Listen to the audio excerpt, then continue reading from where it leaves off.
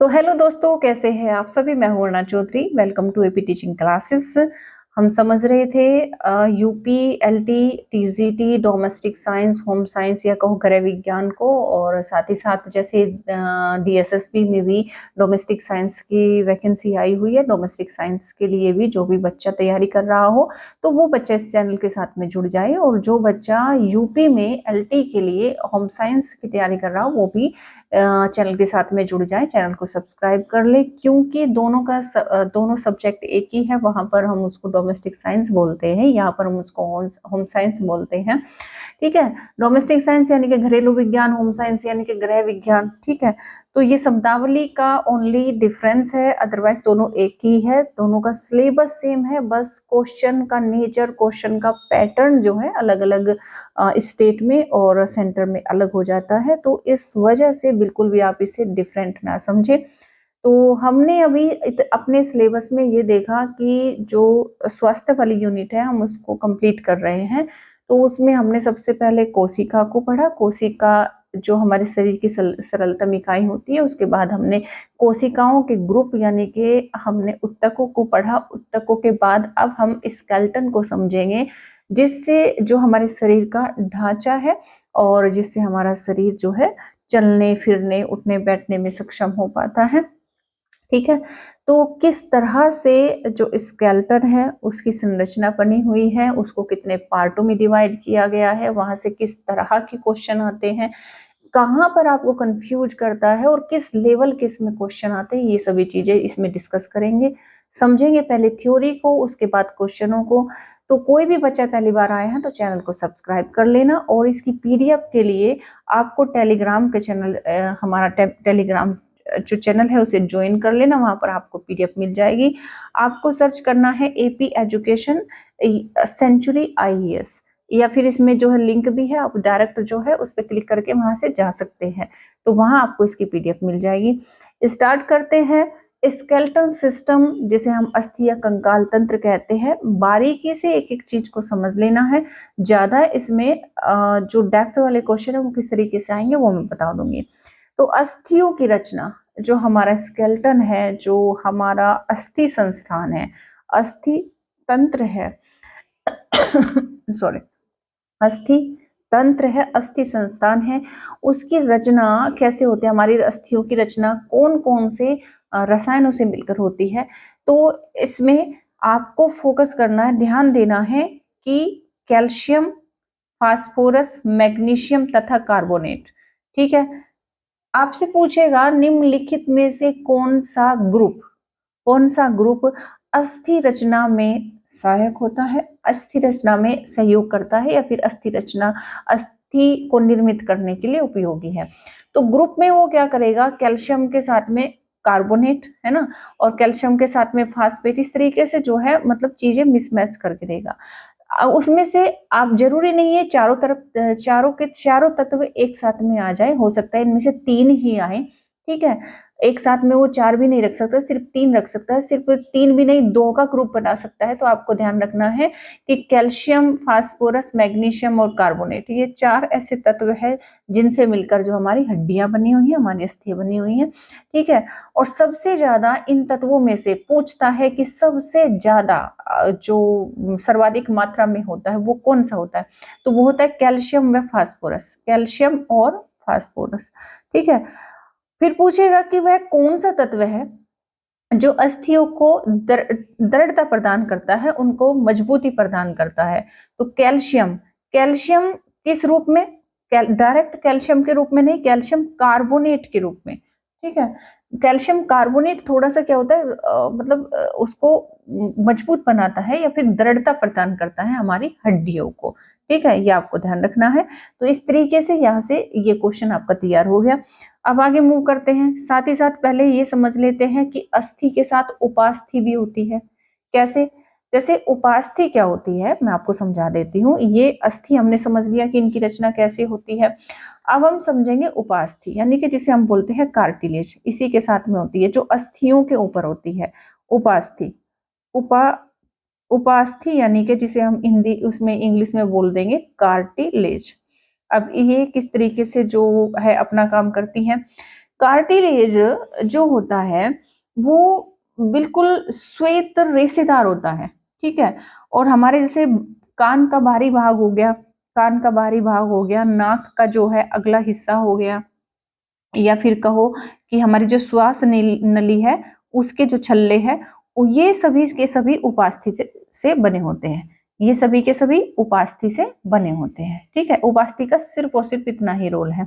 चलिए अब समझ लेते हैं महत्वपूर्ण बिंदुओं को। शरीर के अधिकांश जो हड्डियां हैं, विशेषकर जैसे टांग है, बाहें हैं, हड्डियां अंदर से खोखली होती हैं, ठीक है। हड्डियां पूरी मतलब अंदर से ठोस नहीं होती, अंदर से खोखली होती है। पूछेगा कि मतलब वह गुण बताइए, या फिर जो है बताइए कि किस रीजन से हड्डियां हल्की और दृढ़ हो जाती हैं। किस रीजन से? क्योंकि वो अंदर से कैसे होती है, खोखली होती है। तो इस रीजन से हमारी जो हड्डियां होती है हल्की भी हो जाएंगी, अंदर जगह खाली रहेंगी, और दृढ़ भी हो जाएंगी। आप ये कहोगे अंदर से खोखला है तो दृढ़ कैसे, है ना, अंदर से। तो इसमें होता क्या है कि इसके अंदर एक मांस जैसा कुछ मतलब भरा होता है, जिसको हम अस्थि मज्जा बोलते हैं। उसमें प्रॉपर हड्डियां ही नहीं होती, ठीक है। उसमें उसमें अंदर जो हमारी हड्डियां होती है उनमें अस्थि मज्जा मतलब फीलिंग रहती है, ठीक है। तो इस वजह से हम कह सकते हैं कि हमारी हड्डियां क्या होती है, हल्की और दृढ़ क्यों होती है, क्योंकि वो अंदर से खोखली होती है। वह गुण या फिर वह कारण बताइए जिसकी वजह से हड्डियां या फिर कहो कि हमारे हाथ पैर बोझ उठाने में समर्थ हो जाते हैं। तो जिससे क्या हो जाता है कि हमारे जो हाथ है, पैर है, किसी भी वजन को उठाने में समर्थ हो जाते हैं। क्यों? क्योंकि हमारी हड्डियां क्या होती है, हल्की व दृढ़ होती है। अब ये मत बोलना कि वो अंदर से खोखली होती है इसलिए बोझ उठाने में समर्थ हो जाती है। नहीं, इसका आंसर जाएगा कि वो क्या होती है, हल्की होती है और दृढ़ होती है, इस वजह से जो है कोई भी वजन उठाने में समर्थ होती है, ठीक है। अस्थि के दोनों ओर के किनारे कुछ फैले होते हैं। अस्थि है, जैसे कोई भी अस्थि है तो उसके दोनों ओर के किनारे, चाहे वो पैर की हो चाहे वो हाथ की हो, तो कुछ दोनों ओर के किनारे कुछ फैले से होते हैं, जिससे क्या होता है कि जो जोड़ होते हैं वो भली भांति, जो जोड़ होते हैं, जोड़ों पर भली भांति गति उत्पन्न हो सकती है। तो जोड़ों पर भली भांति गति उत्पन्न होने के लिए जो सुगमता प्रदान करता है वो करता है अस्थि पर दोनों ओर का कुछ फैला होना। यानी कि अगर अस्थि दोनों ओर से सिरों से, जो सिरे हैं, जो इनके जो सिरे हैं, यहाँ से वो जो फैली रहती है, थोड़ी सी फैली रहती है इस तरीके से, वो इसलिए ताकि जो है भली भांति वो मूव कर पाए, ठीक है।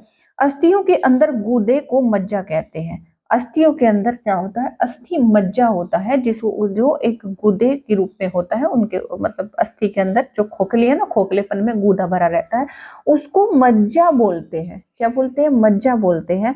और मज्जा में क्या होता है, मज्जा में होता है लाल श्वेत दोनों प्रकार के कण होते हैं। किसमें? मज्जा में। ये अस्थि मज्जा में पाए जाते हैं, श्वेत कण और लाल कण, ठीक है। अस्थि का बाहरी भाग कठोर होता है, जिसे अस्थि छेद कहते हैं। ये जो बाहरी भाग है, ये जो मतलब ये जो बाहरी भाग होता है, ये क्या होता है, थोड़ा कठोर होता है। अंदर का अस्थि, अंदर का गूदा भरा होता है ना, अंदर का तो सॉफ्ट होता है, मुलायम होता है, लेकिन यहाँ का थोड़ा बाहर की साइड का क्या होता है, थोड़ा कठोर होता है। तो उसको अस्थि छेद बोलते हैं, अस्थि छेद, ठीक है। अस्थि के अंदर कोशिका द्रव्य, कोशिका एक लिक्विड मतलब भरा होता है, जिसको ओशीन बोलते हैं, ओशीन प्रोटीन। ये जो कोशिका द्रव्य है ये ओशीन प्रोटीन बनाता है। कोशिका अस्थि के अंदर कोशिका द्रव्य ओशीन प्रोटीन बनाता है, ठीक है। कौन सा प्रोटीन? ओशीन। ध्यान रखना कि ओशीन प्रोटीन किस में पाया जाता है, तो आपको बताना है कोशिका द्रव्य में। कोशिका द्रव्य में ओशीन प्रोटीन कहाँ पाया जाता है? कोशिका द्रव्य में, ठीक है। उपास्थि जो मैंने आपको बता ही दिया है कि ये उपास्थि को मृदु अस्थि तथा अंग्रेजी में इसको कार्टिलेज हम कहते हैं, और कार्टिलेज कॉन्ड्रिन नामक जो पदार्थ से बनता है, ठीक। कान का बाहरी भाग हुआ, या फिर नाक का अग्रभाग हुआ, या फिर श्वास नली के छल्ले हुए, इनकी संधि स्थलों के, या फिर जो है जो संधि स्थल होते हैं, यानी कि जो भी जॉइंट होते हैं, चाहे वो पैर के हो चाहे वो हाथ के हो, है ना, उन पर भी जो है उपास्थि होते हैं। उपास्थि कहाँ कहाँ पर पाई जाती है आपको पता चल गया। यहीं से जो है क्वेश्चन घुमाकर पूछेगा कि संधि जो जोड़ होते हैं, जो जॉइंट होते हैं, उनके ऊपर कौन सी अस्थि होती है, अस्थि होती है या उपास्थि होती है? तो आपको आंसर देना है उपास्थि होती है, ठीक है।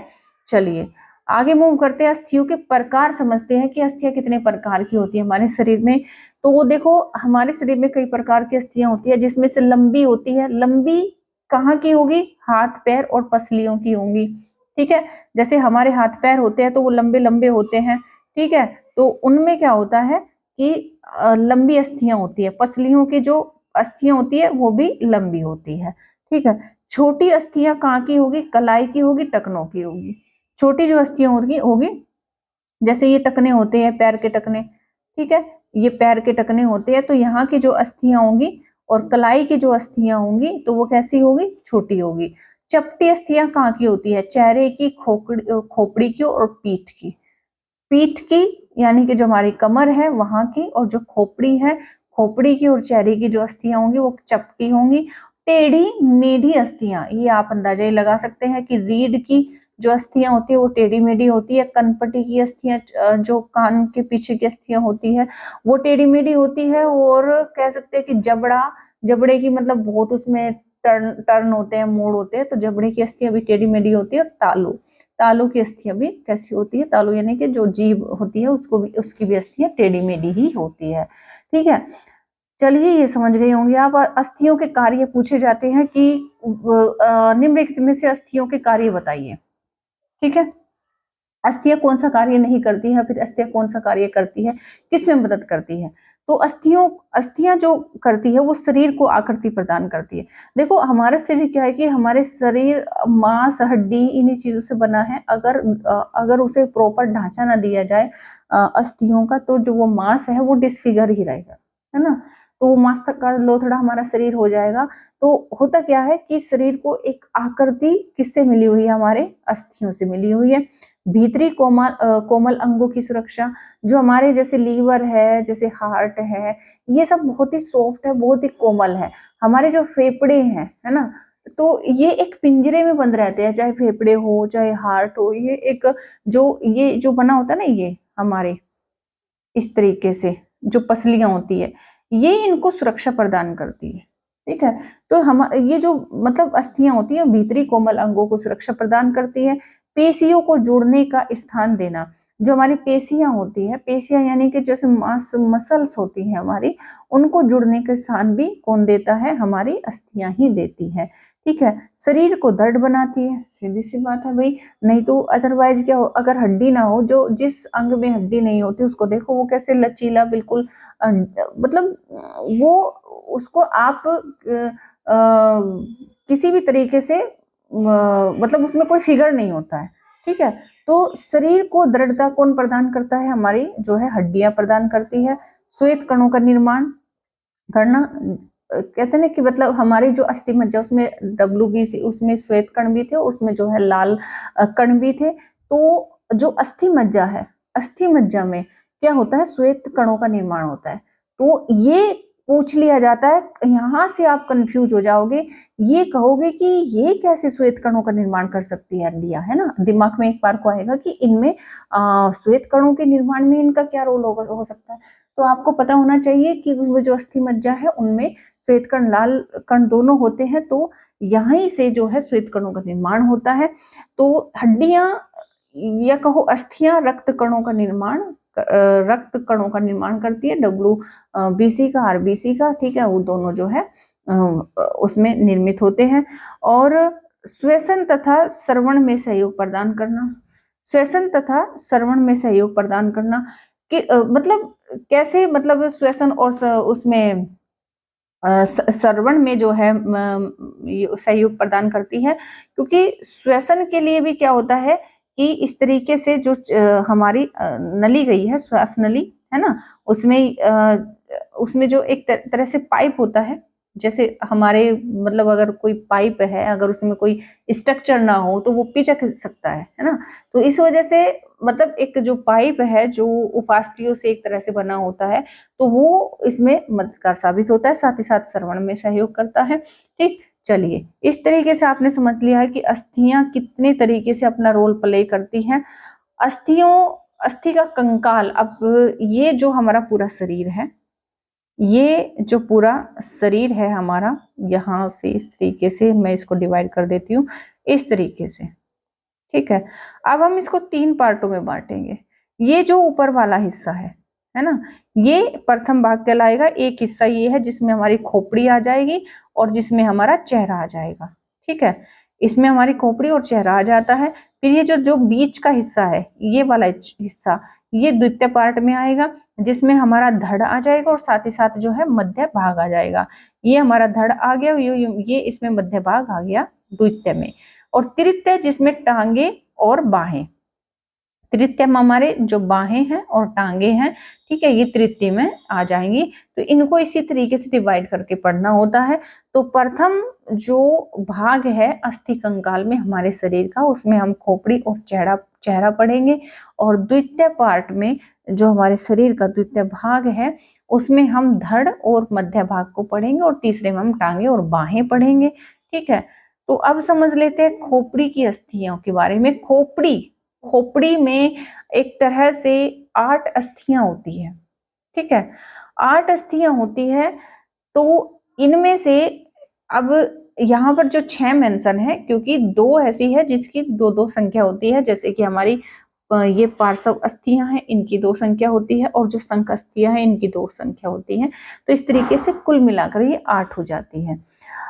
तो यहाँ पर एक मैं चित्र बना देती हूँ इस तरीके से, जो है खोपड़ी का। ये आपका जो है चित्र बन गया। ठीक है, ये खोपड़ी का चित्र बन गया। अब ललाट अस्थि कहाँ पर होती है? ये जो आगे का ललाट यानी कि माथा बनाती है, ये ललाट अस्थि होती है, यानी कि माथे वाली सामने की अस्थि। इसी से जो है आंखों के गड्ढे तथा नाक के ऊपरी भाग बनता है। ये जो ललाट अस्थि है, इसी से क्या बनता है?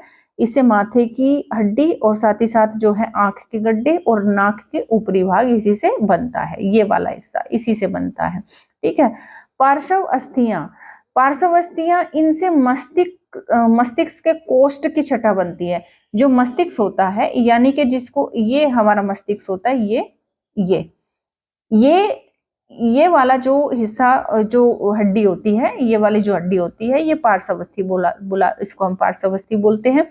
और इससे क्या बनता है? मस्तिष्क के कोष्ठ की छटा बनती है। ये हम कहते हैं ना, मतलब इसको यहाँ से माइंड बोलते हैं इसको एक तरह से। और माइंड की जो हड्डियां यहाँ से बनती है, मस्तिष्क के ऊपर की जो हड्डियां बनती है, वो पार्श्वस्थियां कहलाती है। ठीक है, मस्तिष्क कोष्ठ की छटा बनाती है। पश्चात अस्थि यह खोपड़ी के पीछे होती है।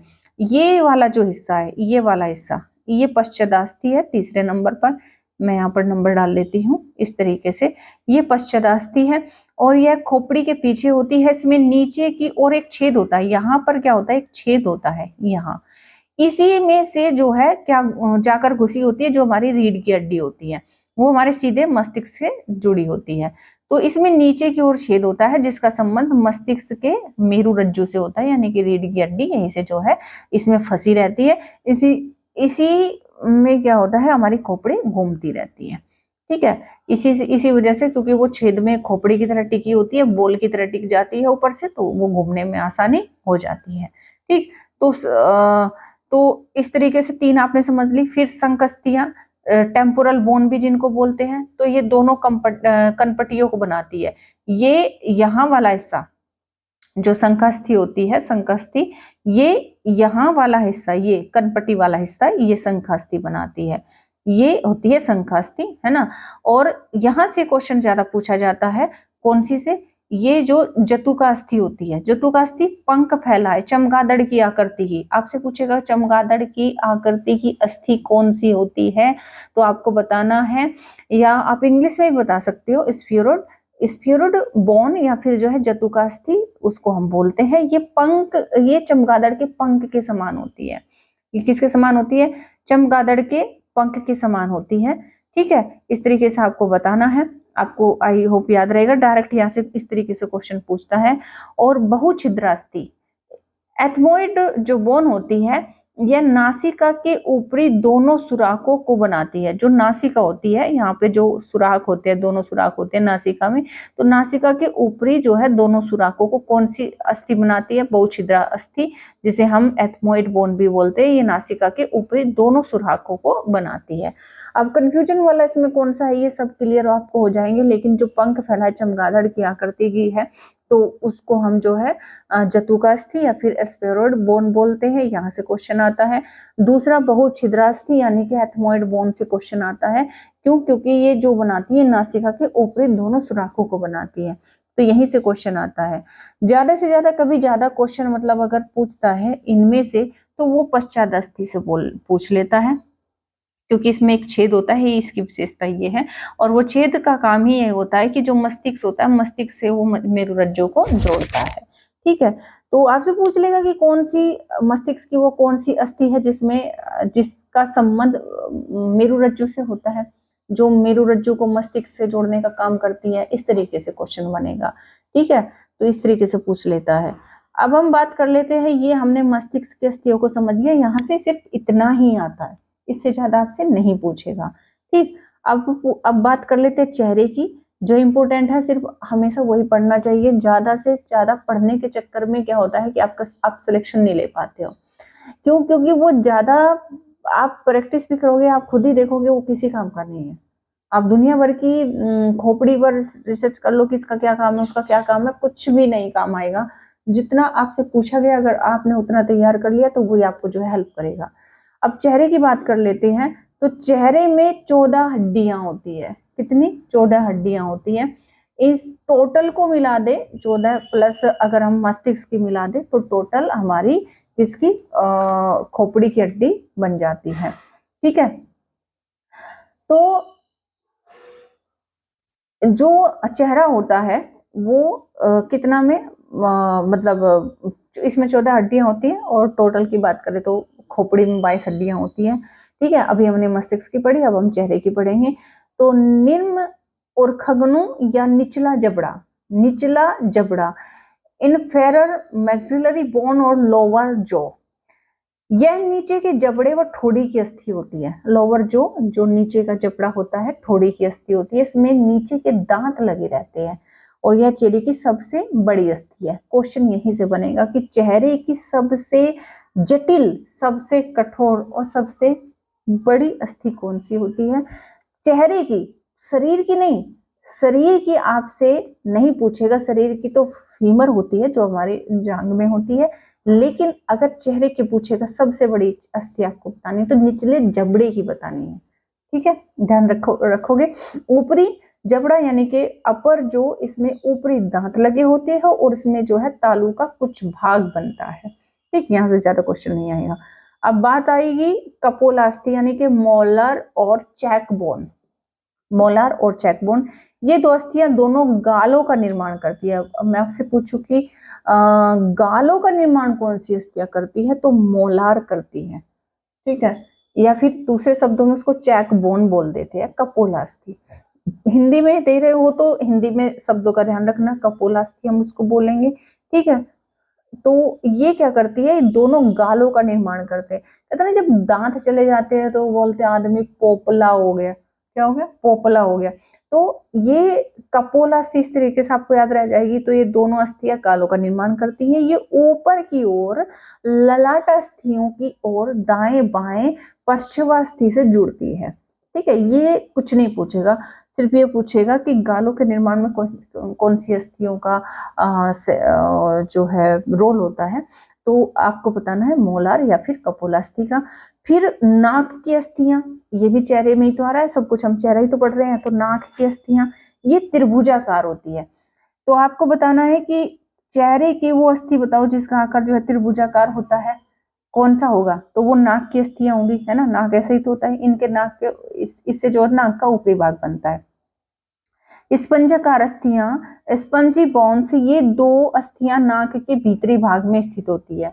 ये दो अस्थियां कहाँ होती है? नाक के भीतरी भाग में स्थित होती है। नाक का ऊपरी भाग तो उपास्थि से बनता है, ठीक है, लेकिन भीतरी भाग किससे बन रहा है? स्पंजाकार अस्थियों से बन रहा है। ठीक, थोड़ी सी उसमें जो है स्पंजी होती है, वो नाक में तुम उंगली डालते हो जब लगता है ना, मतलब चुभती थोड़ी ना, स्पंजीकार होती है। जैसे आसानी से जो है आप मरोड़ तरोड़ सकते हो अपने नाक को। तालु अस्थियां, पैलेट बोन्स, तो सीधी सी बात है, ये क्या बनाती है, जीभ का भाग बनाती है, जीभ की हड्डियां होती है ये। अश्रु अस्थियां, अश्रु अस्थियां ये आंख की गुहा में नाक की ओर स्थित होती है और इसमें से एक छेद होता है जिसके द्वारा आंख के आंसू जो है नाक में पहुंचते हैं, अश्रु अस्थियां। ठीक, और सिरी का अस्थि, वोमर बोन, यह नाक के बीच की दीवार का निर्माण करती है, ये इंपॉर्टेंट है। वोमर, नाक के बीच की दीवार का निर्माण कौन सी अस्थि करती है, तो आपको पता होना चाहिए, सिरी का बोन, सिरी का वोमर बोन, सिरी का अस्थि, सिरी का अस्थि। ठीक है, इस तरीके से आपको ध्यान रखना है, यहीं से इंपॉर्टेंट जो है क्वेश्चन आपके बनते हैं। अब इस टॉपिक को नेक्स्ट वीडियो में कंप्लीट करेंगे, जितना भी आपका बचा है। तो इसके लिए पीडीएफ के लिए जो अपना चैनल ज्वाइन कर लेना, और साथ ही साथ जो है बताना कि कितनी आपकी तैयारी चल रही है। कोई भी क्वेरी हो तो कमेंट करके जरूर बताना। मिलते हैं नेक्स्ट क्लास में, तब तक के लिए thank you, take care, bye bye.